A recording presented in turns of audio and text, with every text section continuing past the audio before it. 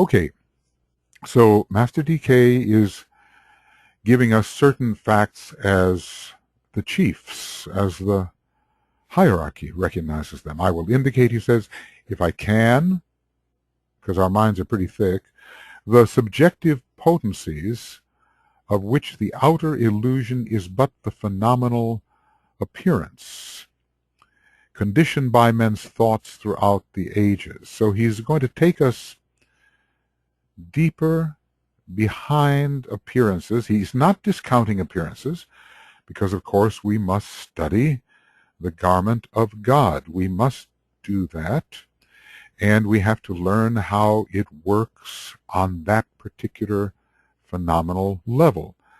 But the esotericist is interested in causes.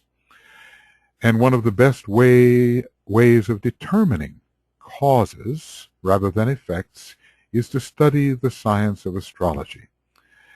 So he's telling us that the phenomenal appearance is certainly conditioned by what we think.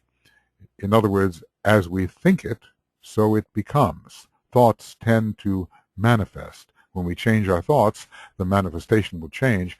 And when we change our thoughts in accordance with the archetypes, which are meant to materialize in the lower worlds, then our thoughts will convey those archetypal energies, and we will have a new world. Okay.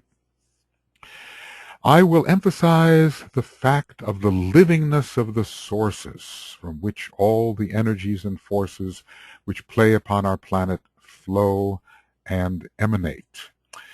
Well, when the modern astronomer looks out in space, he analyzes the planets according to his knowledge of chemistry and physics, but most, will not say all, but most do not suspect that there is a great psyche behind each one of these planetary, stellar, constellational, galactic beings. The psychic element is missing. The true being and the consciousness of that being is missing.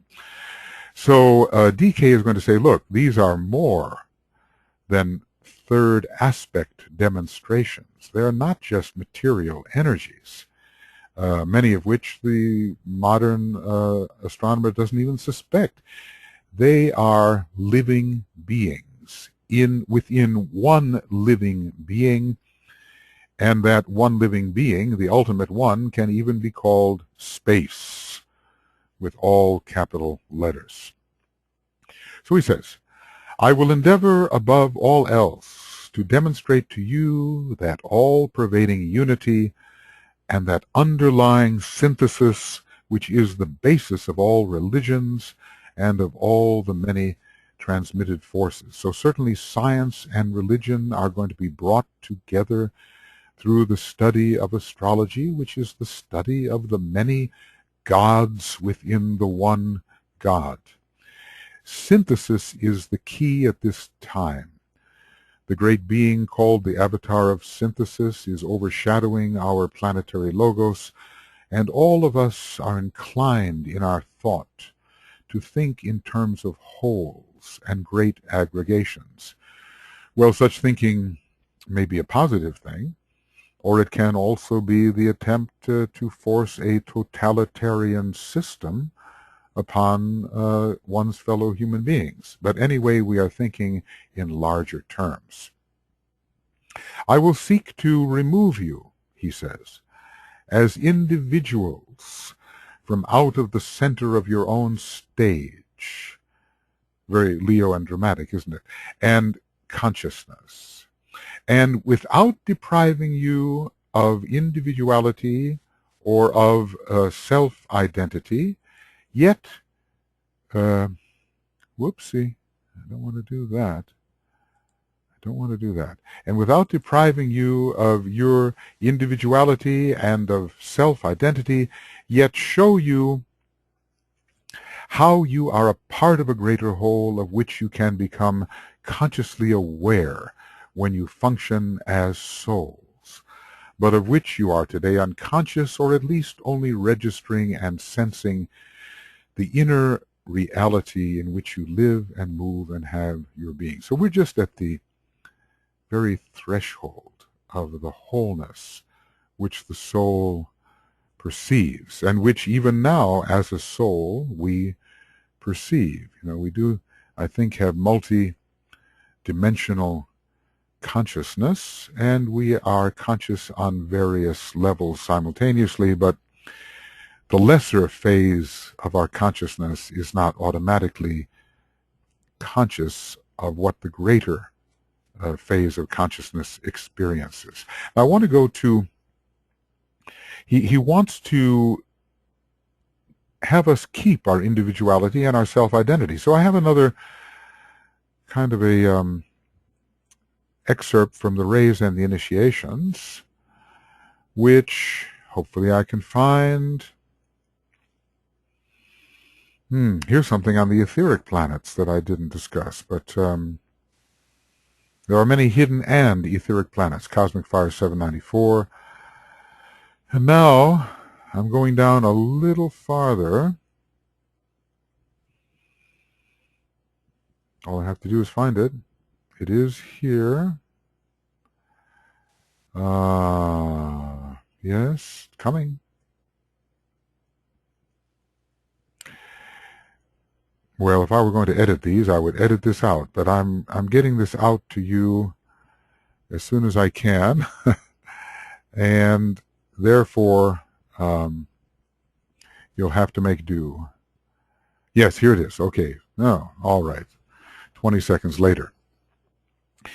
This is why DK wants us to be able to keep our sense of individuality and identity, as well as our sense of wholeness.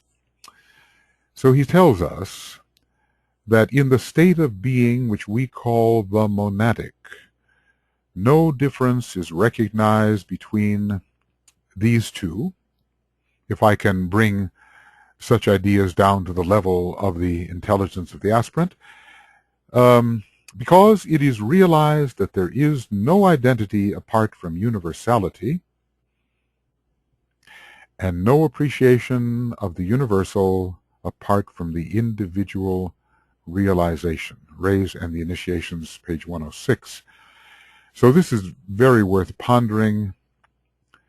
Our true identity is universal, and we realize it, but the individual, the unit, is the one who recognizes that the identity is truly universal. So what we have is the concept here of the great whole and the point. The point has no dimensions, and yet it is. It is, in a way, the symbol of the individual. It exists, and yet it does not exist. The whole universe, I think, is but a point. So ponder on that. I've been pondering on it for years, trying to get deeper and deeper into the meaning of it. So we're just beginning now to realize the nature of the one in whom we live and move and have our being. Well, friends, I seem to have exhausted the time allowed to me. I have spoken more slowly. I promised myself that I would do that, and I'm already almost a minute over the allotted hour. So it may one day have to be edited. I would just like all of us to take the note G, which is the soul note, the second ray note. It's also a seventh ray note from another perspective, but we will use it as a second ray note, and we will together seal our thoughts as we sound the Om together, and we will continue in our adventure number 4. These are not really webinars, as you probably realize, not yet. These are simply me talking to you instead of writing to you. Oftentimes I write, and it takes more time. Perhaps it's more exact. but I thought that it would be also useful for us to just relate to each other through conversation. And we will do that later in actual webinars.